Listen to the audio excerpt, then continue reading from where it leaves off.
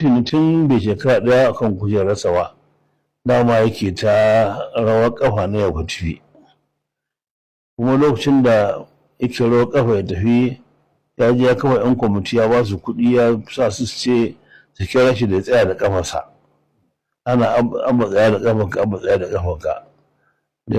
Na ga bai tsawatar ba sai na je na same shi na zauna da shi na gaya masa na ce masa excellency kada ka yarda da masu zuga ka tsaya da ƙafar nan taka, ba masoya ba ne.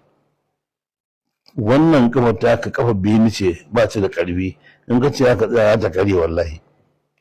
Na gaya masa wannan abin da ke gaya maka ba abin da na rage maka, abin da duk na gaya maka yanzu billahi lazi haka na gaya masa, kuma shi ya sani ba kuma zai musu ba.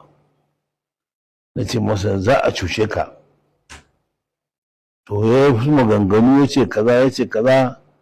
Na ce masa to ni dai wannan idan ka ya rufe ana ziga ka, ko an jefe ka. Ya ce shi wallahi ba wanda ya isa ya jefe shi, shi ba a jefe shi ba. To in ba a jefe ka ba ba ka da mutunci.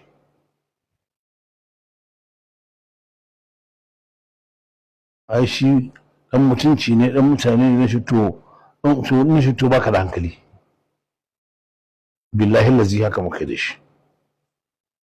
Mun ƙara 3 da rabi muka da shi. Na gaggaya masa maganganun da na gaya masa na shawara kuma tsakanina da Allah. Ban ji tsoronsa ba, ban ji kunyarsa ba, na gaya masa gadan-gadan. Wannan na san ta shige shi.